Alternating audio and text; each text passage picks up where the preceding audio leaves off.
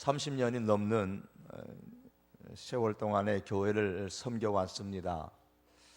그러는 동안에 뜻깊고 감동 있는 그런 많은 성도들을 만났는데요. 그 반면에 뜻하지 않는 황당한 일도 참 많이 당했습니다. 한밤중에 전화 와가지고 막 욕하는 사람도 있고요. 별별 사람들을 많이 봤습니다. 그 반면에 가슴이 저미오는 아픈 일들도 많이 있었습니다. 그 중에 하나는 교회의 청년들 가운데 한 청년이 게이였다는 사실을 알게 되었을 때였습니다. 남자 동성연애자를 말하죠. 사실 그가 동성연애자인지를 제가 어떻게 알 수가 있겠습니까? 본인이 자기가 게이라고 하니까 알 수 있었죠. 그런데 그가 자신이 동성연애자라는 사실을 말한 것도 충격이었지만 그 다음 말이 더 충격이었습니다. 우리 교회에서 열심히, 이 교회 아닙니다. 그 친구가 다니는 교회입니다. 그 친구가 다니는 교회에, 제가 있었던 교회죠. 열심히 봉사하는 아무개도 게이라고 말하는 겁니다. 늘 그 동성연애자들이 모이는 장소가 있는데 거기서 그를 자주 봤다는 겁니다. 아주 큰 충격이었습니다. 그런데 그 자신의 실체를 감추고 있었던 그 친구는 그런대로 교회에서 아주 상당히 앞장서서 섬기는 그런 리더 중에 한 사람이었던 겁니다. 그것이 굉장히 큰 충격이었어요. 사단이 우는 사자같이 삼킬 자를 찾는다는 그 사실이 온몸에 전율로 느껴지는 그러한 순간이었습니다. 그렇게 말한 청년은 결국은 가슴 아프게도 교회로 돌아오지 못하고 떠나고 말았습니다. 그 후에 그가 떠나고 난 뒤에 아직 자신의 실체를 모른다고 생각했던 그 남아있는 열심히 교회에서 리더로 섬기는 그 사람과 함께, 그 청년과 함께 많은 시간들을 그 문제를 가지고 이야기를 나눈 적이 있었습니다.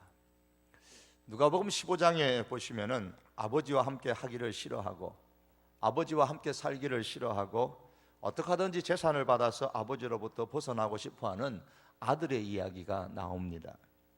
아버지와 함께 사는 것보다는 아버지를 떠나서 세상과 함께 있는 것을 더 좋아했습니다.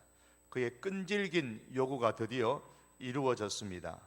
이제 자기 주도로 자기 앞에 새로운 세계가 열렸다고 생각하는 아들은 아마도 입이 찢어질 듯이 기쁨을 가지고서 세상으로 재산을 가지고 나갔습니다. 하지만 모든 재산을 그 세상 가운데서 다 잃어버리고 마침내 굶어 죽을 그런 상황이 되고 말았습니다.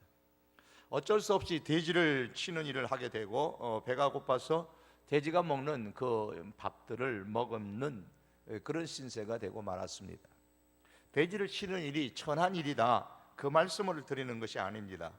유대인들에게 있어서 돼지라는 것은 그들의 율법에 절대로 접근해서는 만져서도 안 되는 그런 가축이었습니다. 그런데 그런 돼지 우리를 치면서 그 돼지의 먹이를 먹으면서 살았다, 그 말씀은 돼지를 먹이는 일을 했다는 그 자체가 사람이 떨어질 대로 떨어져서 더 이상 떨어질 곳이 없을 정도로 비참하게 되었다라는 것을 보여줍니다. 오늘 본문 28절에 보시면 사람들이 마음에 하나님 두기를 싫어했다고 했습니다. 마치 아버지 곁에 있기를 싫어했던 탕자와 같은 사람입니다. 하나님을 떠나면 멋진 인생이 준비되어 있을 것 같으나 성경은 마음에 하나님 두기를 싫어하면 희망이 없다고 말씀하고 있습니다. 마음에 하나님 두기를 싫어한다, 그 말은 이미 그 마음에 무엇인가에 의해서 지배를 받고 있다는 것을 말합니다.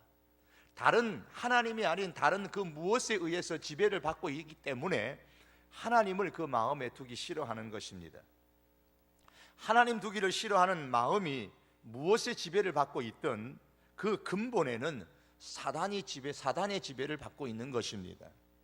그런데 사단의 존재를 의식하지 못하고 또 눈에 보이지 않기 때문에 사람들은 사단은 무슨 사단, 웃기는 얘기하지 말라고 말하면서 무시해 버리곤 합니다. 오늘 본문에 의하면 마음에 하나님 두기를 싫어하는 사람에게 나타나는 현상이 몇 가지가 있습니다. 그 첫 번째가 상실한 마음을 갖게 된다고 했습니다. 이 상실이라는 것은 잃어버린다는 뜻이죠. 권리를 잃어버리거나 기억을 잃어버리거나 자격을 잃어버린다, 그럴 때 상실이라는 단어를 씁니다. 상실한 마음, 마음을 잃어버렸다라는 거예요. 무슨 마음을 잃어버렸습니까? 마음에 하나님 두는 것을 잃어버렸습니다. 마음이 하나님을 잃어버리게 될 때에 나타나는 현상은 하나님을 대적하게 되는 겁니다. 성경 처음에 보시면 아담과 하와의 아들 가인이 나오는데, 가인이 동생 아벨을 죽인 이후에 하나님 앞을 떠났다, 그렇게 말씀합니다. 가인이 하나님 앞을 떠났다는 것은 하나님을 대적하는 마음을 품었다는 거예요. 하나님을 대적하기로 결심했던 이 가인은 성을 쌓기 시작합니다. 왜냐하면 하나님께서 아벨을 죽인 이 가인에게 너는 앞으로 땅을 유리하는, 땅을 떠돌아다니는 방랑객이 될 것이라는 그런 징계를 내리셨기 때문입니다. 그 하나님의 말씀을 기억했던 이 가인은 마음의 응어리를 갖고 있었습니다. 그 하나님의 징계를 비웃기라도 하듯이 어디 두고 보자, 내가 세상을 방황하는가 안 하는가 어디 두고 봐라, 나는 결코 땅을 떠돌아다니는 사람이 되지 않을 것이다, 그런 강한 표현으로 성을 쌓기 시작했습니다. 그리고 그 성 안에 정착하기 시작했습니다. 미친 듯이 성을 쌓습니다. 마음에 하나님 두기를 싫어하고 하나님을 대적한 가인은 성을 쌓음으로써 스스로 자신을 보호하려고 했던 것입니다. 그러므로 가인이 성을 쌓았다라는 말은 하나님을 대적한다는 것을 행동으로 보여주는 것입니다. 미친 듯이 성을 쌓는 가인의 모습은 세월이 흘러서 19세기에 와서 신은 죽었다고 선언한 니체의 모습과도 같고, 21세기 오늘날의 다윈주의의 한 사람이고 동물학자요 무신론의 극단주의자인 여러분이 들어봄직한 리처드 도킨스의 모습과도 같은 겁니다.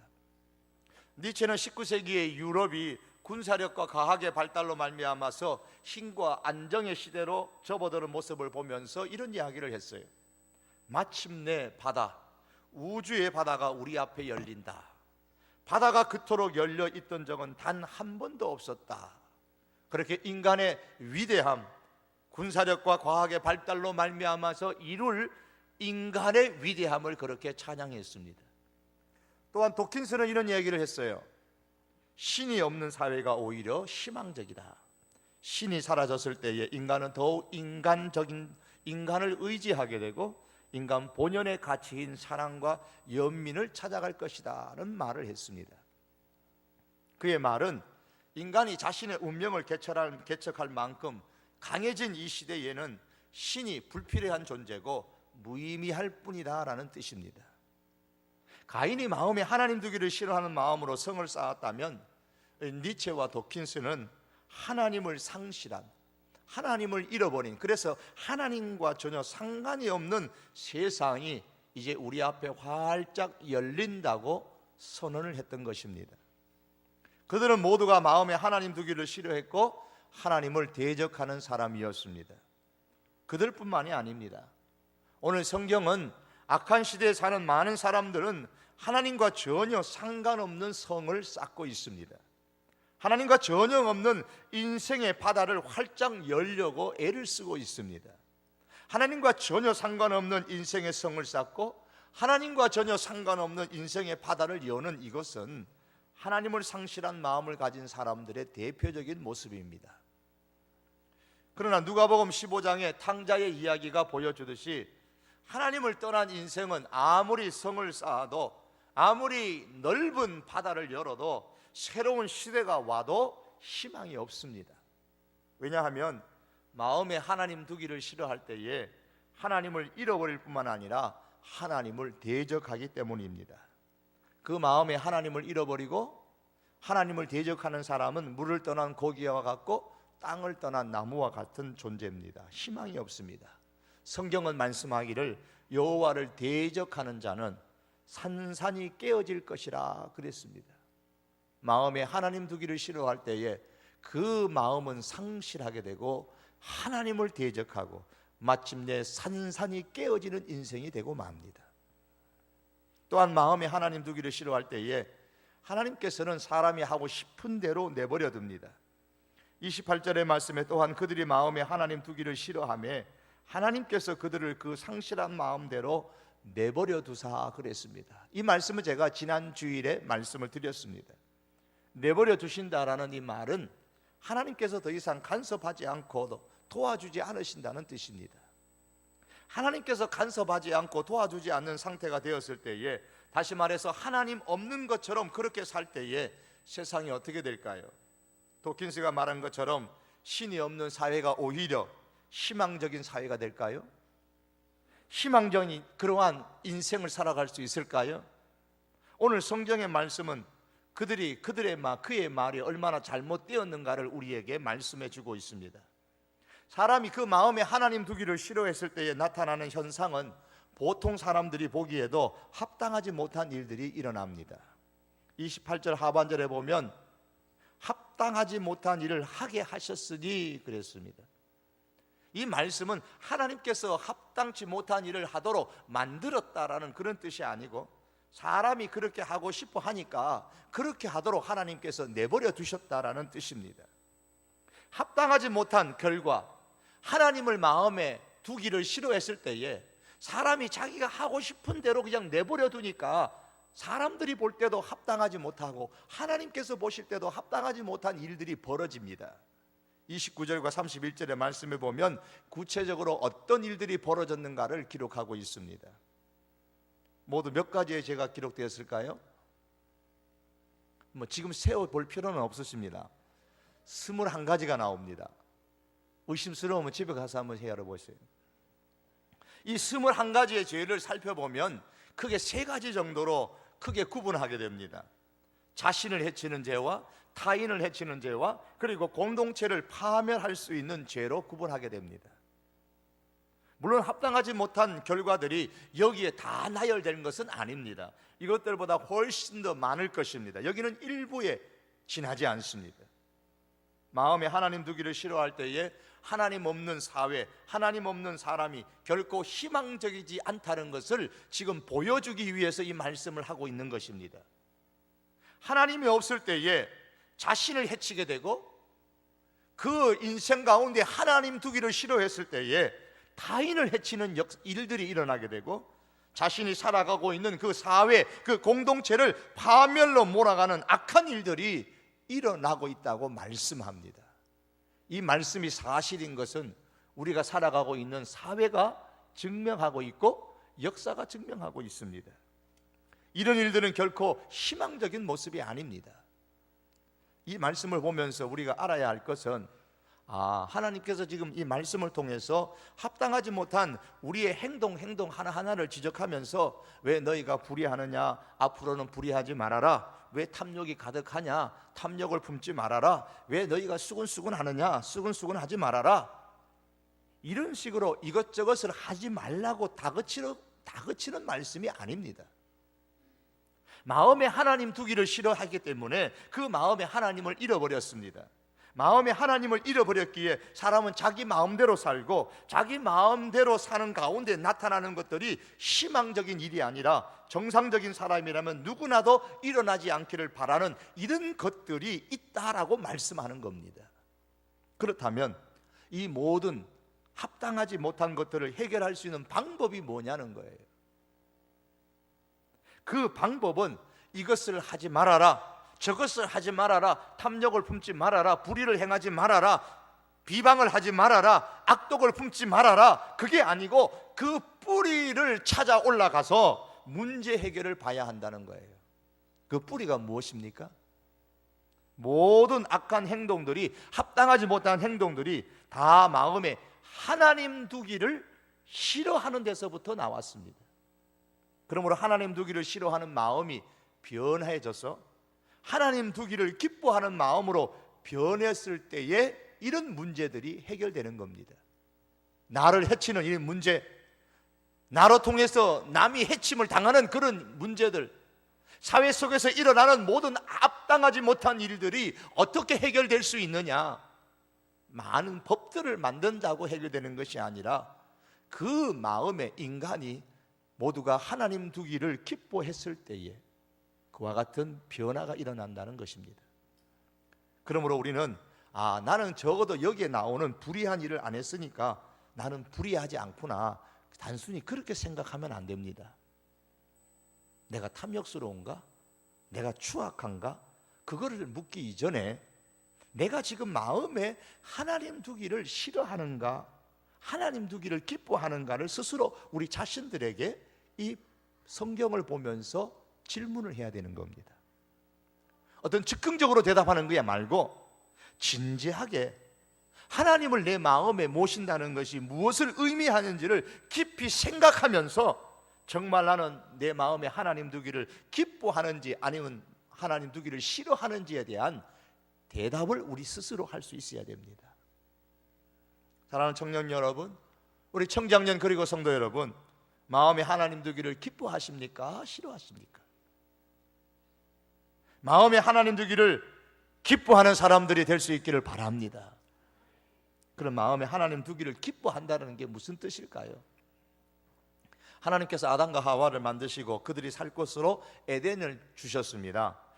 아담과 하와는 에덴 동산을 만드는 일에 있어서 그들이 한 것은 아무것도 없습니다. 하나님이 다 만들어 놓으시고 아담과 하와를 그곳에 데리고 가셔가지고 여기서 살아라 그랬습니다. 아담과 하와가 에덴 동산에서 살 때에 가져야 할 것은 딱 한 가지였습니다. 하나님을 마음에 모시고 사는 겁니다. 하나님을 마음에 두고 사는 겁니다. 하나님을 마음에 모시고 산다는 말은 하나님의 통치를 인정한다라는 뜻이에요. 에덴 동산은 하나님의 통치 가운데 하나님이 창조하신 땅이기 때문에 거기에 살 수 있는 사람은 하나님의 통치를 인정하는 사람, 즉 마음에 하나님을 모시고 사는 사람이어야 되는 겁니다. 이것이 하나의 큰 원칙입니다. 에덴 동산은 살기 좋은 땅입니다. 행복의 대명사입니다. 인생의 성공의 대명사입니다. 행복할 수 있는 모든 조건들이 다 갖추어져 있는 땅입니다. 아담과 하와는 항상 에덴에서 자신들의 이성을 사용해서 소신껏 일할 수도 있었고, 자신의 감정을 사용해서 서로 사랑할 수도 있었고, 자신의 의지를 사용해서 그 땅의 모든 것들을 다스리면서 살아갈 수가 있었습니다. 다시 말하면 행복하게 인생을 살아갈 수 있었습니다. 그러던 어느 날 에덴 동산에서 그들이 쫓겨났습니다. 행복에서 불행으로 이어졌습니다. 왜 그렇습니까? 하나님의 통치를 인정하지 않는 행동을 했기 때문입니다. 에덴 동산에 있는 선과 악을 알게 하는 나무 열매를 따먹었던 것이죠. 그들의 이 같은 행동은 마음에 하나님 두기를 싫어하는 행동이었던 겁니다. 그것이 결국은 그들을 불행으로 이끌어 갔습니다. 여러분, 마음에 하나님 두기를 기뻐한다는 것이 어떤 것인지 아시겠죠? 내 삶에, 내 마음에 하나님의 통치를 인정한다라는 뜻입니다. 하나님께서 내 삶에 오셔서 나를 다스리는 그것을 인정하는 그 사람이 바로 하나님을 마음에 모신 사람인 겁니다. 하나님을 마음에 두기를 싫어하는 사람은 하나님의 통치를 거절하는 거예요. 아담과 하와 이래로 타락한 마음을 가진 세상의 모든 사람들은 마음에 하나님 두기를 싫어한 채 자기 인생을 하나님 통치가 아니라 자기 힘으로 살려고 합니다. 그런데 마음에 하나님 두기를 싫어하는 사람이 세상에서 내 인생은 하나님께 속해 있으니까 하나님 내 마음에 오셔서 나를 간섭하시고 이제 인도해 주십시오. 내가 지금까지는 하나님을 내 마음에 모시지 않았지만 이제부터는 내가 내 마음에 하나님을 모시며 살겠습니다. 그렇게 고백을 한다면, 그런 고백하는 사람이 된다면 이것보다 더 귀한, 이것보다 놀라운 기적은 없는 겁니다. 이것은 성령의 역사고 전적인 하나님의 은혜입니다. 이러한 기적이, 이러한 성령의 역사가, 은혜가 우리들 가운데서 늘 일어날 수 있기를 원합니다. 또한 마음에 하나님 두기를 싫어했을 때에 그 마지막의 결과는 사형입니다. 합당하지 못한 일로 끝나는 것이 아니라 사형이라고 말씀합니다. 즉 멸망입니다. 결코 희망적이지 못합니다. 29절에서 32절까지 기록된 21개의 합당치 못한 행동을 유심히 살펴보면 우리 생각에는 큰 죄도 있고 작은 죄도 있는 것 같습니다. 예를 들면 살인죄, 살인이라 그러면 우리가 볼 때도 큰 죄에 해당합니다. 반면에 수근수근하는 것은 그 누구나 할 수 있는 아주 작은 죄라고 생각하고, 부모를 거역한다, 우리가 판단하기에는 아주 작은 죄인 듯 그렇게 생각이 듭니다. 그러나 성경은 32절에 보시면 여기에 기록된 합당치 못한 행동들의 그러한 경중을 막론하고 다 하나님께서 이미 사형에 해당하는 죄라고 결론을 내려놓았습니다. 다시 말하면 여기에 기록된 죄뿐만 아니라 하나님을 마음에 두기를 싫어하는 거기에서부터 하나님은 벌써 사형이라고 선포하신 것입니다. 마음에 하나님 두기를 싫어하는 사람에게는 결단코 희망이 없다는 말씀이에요. 어떤 방법을 동원해서라도 거기에는 희망이 없습니다. 그럼 왜 사형에 해당하는 죄를 여기에다가 기록했을까요? 이런 죄의 항목들이 로마의 편지를 쓰면서 그 서두에 나열하고 있는, 로마서를 기록하면서 이 지금 서두인 1장에 나열하고 있는 이유가 뭘까요? 그것은 하나님의 구원이 얼마나 소중한가를 설명하기 위한 겁니다. 하나님의 은혜가 우리 인생 가운데 떠나면 사람이 얼마나 비참하게 되는지를 가르쳐 주기 위해서인 거예요. 사람에게는 하나님의 은혜가 절실하게 필요하다는 사실을 알게 하기 위해서 지금 로마서 1장 여기에서 이런 합당하지 못한 내용들을 기록하고 있는 겁니다. 사랑하는 여러분, 우리 가운데 나는 구원을 받았다는 확신을 갖고 계신 분이 얼마나 계십니까? 요한일서 5장 13절의 말씀에 보면 내가 하나님의 아들의 이름을 믿는 너희에게 이것을 쓴 것은, 하나님의 아들의 이름을 믿는 너희에게 이것을 썼다 그랬습니다. 그러면서 너희로 하여금 너희에게 영생이 있음을 알게 하려 함이라. 내가 이거를 왜 썼느냐? 너희에게 영생이 있는 것을 알도록 하기 위해서다. 다시 말하면 내게 영생이 있다는 것을 알 수 있다는 거예요. 그리스도인은 구원의 확신을 가지고 살 수 있다는 말입니다. 그렇다면 우리는 어떻습니까? 나는 지금 구원의 확신을 갖고 살고 있습니까? 내가 구원을 받았음에도 불구하고 구원 받았는지 아닌지에 대해서 정확하게 알지 못한다면 그 이유가 뭐겠습니까? 구원을 받았다는 사실은 확실한 것 같은데 구원에 대한 확신이 없는 것은 왜 그럴까요? 구원의 확신은 있는데 구원받은 사람으로서의 감격이 없는 원인이 뭘까요?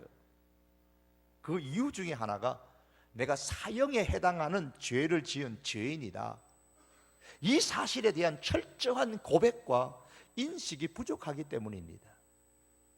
물에 빠진 사람이 헤엄칠 수 있을 때 들어가가지고 구하면 뭐라 그럴까요? 재미나게 노는데 와가지고 재수없게 간섭한다고 따게 한 대 맞을 겁니다. 누군가 나를 구해주지 않으면 이제 내가 죽었구나, 그런 철저하게 이제 죽었구나 라는 생각이 들었을 때에 그 절망의 순간에 누군가가 들어가서 구해주면 굉장히 환영을 받을 겁니다. 인사를 많이 들을 겁니다. 그보다 더한 것은 완전히 물에 빠져 물을 너무 먹어가지고 그냥 기절해서 죽어버렸습니다. 그래서 그 사람을 꺼내놔가지고 인공호흡 해가지고 심장 박동 움직여가지고 살려내었을 때에 아마 그 사람은 구원의 은혜를 뼈저리게 느낄 겁니다. 그겁니다. 내가 얼마나 죄인인가, 내가 어느 정도로 하나님 앞에서 죄인인가에 대한 철저한 깨달음이 없이는 하나님의 은혜와 구원의 소중함을 우리가 알 수 없습니다. 그래서 바울은 하나님의 은혜와 구원을 기록하기 전에 로마서를 기록하는 이 초반에 인간이 얼마나 큰 죄인인가를, 얼마나 절망적인 인간인가를 설명하고 있는 거예요. 그러게 로마서 1장을 읽을 때에 우리는 하나님의 은혜를 볼 줄 알아야 합니다. 이렇게 사형에 해당하는 사형수 죄인인 나를 하나님께서 구원해 주셨구나, 이 사실을 깨달아야 합니다. 로마서를 기록하고 있는 바울도 그런 탄식을 했어요. 오라 나는 공고한 사람이로다.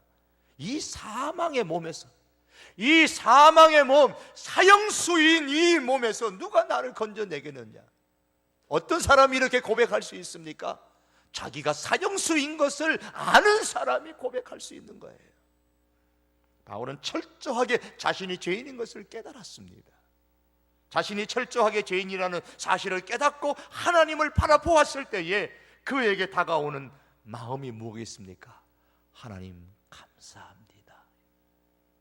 그는 자신이 죄인됨을 탄식하고 난 이후에 바로 이어서 예수 그리스도의 구원의 은혜를 철저하게 깨닫고 났습니다. 죄에 씌워졌던 눈에 그 비늘이 다 씻어졌습니다. 벗어졌습니다. 그때 그는 이렇게 고백합니다. 우리 주 예수 그리스도를 말미암아 하나님께 감사하리로다. 예수님 때문에 내가 하나님께 감사한다. 사랑하는 성도 여러분, 사랑하는 우리 청년 여러분, 내가 죄인인 것을 하나님께 인정하고 고백하는 것은 결코 부끄러운 일이 아닙니다. 그것은 하나님의 은혜의 방으로 들어가는 것과 같은 거예요. 재산을 양손에 쥐고 아버지를 떠났다가 다 잃어버리고 돼지밥을 먹으면서 목숨을 연명하던 그 아들이 이렇게 살아서는 도저히 안 되겠다. 그래서 마음에 결단을 내리고 아버지께로 돌아갑니다. 그때 아버지가 어떻게 했습니까? 마을 어귀에서 아들이 돌아오기를 몇 날 며칠을 기다리고 있었습니다. 아마 아버지는 아들이 떠나는 순간부터 기다렸을 겁니다. 더디 아들이 돌아오는 모습을 보고서 먼저 달려가서 이 아들을 덥석 끌어안았습니다. 왜 아버지가 그 동구밭에서 애타게 기다리다가 달려가서 끌어안았을까요? 그들의 당시의 문화에 의하면 아버지의 재산, 가문의 재산을 가지고 가서 탕진한 사람이 동네로 돌아오면 동네 사람들부터 몰매를 맞거나 심하면은 얻어맞아서 죽을 수도 있었기 때문입니다. 그래서 아버지는 그걸 막고 싶은 거예요. 동네 사람들이 먼저 내 아들, 돌아오는 내 아들을 발견하기 이전에 내가 먼저 가서 저 아들을 붙잡아야만 아들을 살리겠다는 겁니다. 그래서 다른 사람들이 보기 전에 그를 보호하려고 기다렸고 돌아오는 아들을 보자마자 달려 들어가서 쫓아가서 동네 사람들이 그를 몰매하고 죽이기 전에 얼싸안고 내 아들이다, 아무도 손대지 말라고 그 아버지가 얼싸안았던 겁니다. 그렇습니다. 하나님께로 돌아오는 것은 하나님의 보호를 받는 순간입니다. 세상의 사람들은 야유하고 매도하고 하나님을 믿는 것을, 하나님께로 돌아오는 것을 매장하려고 하지만은 우리 하나님은 돌아오는 사람에게로 달려 들어가서 끌어안으시고 아들이라고 딸이라고 자녀라고 환영하시고 기뻐하시는 하나님이십니다. 그러므로 여러분, 오늘 본문에 기록된 죄의 목록을 우리는 볼 때마다 나의 현 주소가 어떠한지를 바로 파악할 수 있기를 바랍니다. 어리석은 아들이 말합니다. 내가 하늘과 아버지께 죄를 얻었사오니, 내가 하늘과 아버지께 죄를 얻었사오니, 내가 하나님께 죄를 얻었사오니, 이런 고백, 그 고백이 오늘 당장의 고백이 아니라 오늘 우리들의 고백이 되어야 될 줄로 믿습니다. 마음에 하나님 두기를 싫어하면 여러분 희망이 없습니다. 마음에 하나님 두기를 기뻐하는 인생 가운데 하나님께서 역사하십니다. 하나님을 마음에 두는 인생, 하나님께로 돌아오며 내가 얼마나 철저한 희망이 없었던 죄인인 사형수였던가를 기억하고 기꺼이 우리의 심령에 하나님을 모시고 살아가는, 예수 그리스도를 모시고 살아가는 존귀한 하나님의 사람 될 수 있기를 주의 이름으로 축복합니다. 기도하시겠습니다. 여러분이 같이 한번 기도하십시다. 예수 그리스도를 나의 구주로 확신하고 구원의 확신을 가졌습니까? 오히려 예수 그리스도께 우리가 감사드리며 하나님 이제 어떻게 살까요? 질문하며 하나님이 기뻐하시는 삶을 살아가십시다. 아직도 내가 얼마나 하나님 앞에서 사형수의 죄인에 해당되는가를 깨닫지 못하셨습니까? 주님, 내가 아직까지 믿지는 못하지만 주님, 내 마음에 성령으로 역사하셔서 깨닫게 하시고 믿게 하시고 역사해 주옵소서. 우리 한번 이 시간에 솔직하게 하나님 앞에 내어놓고 작은 소리지만 같이 기도하시겠습니다. 사랑하는 우리 하나님 아버지,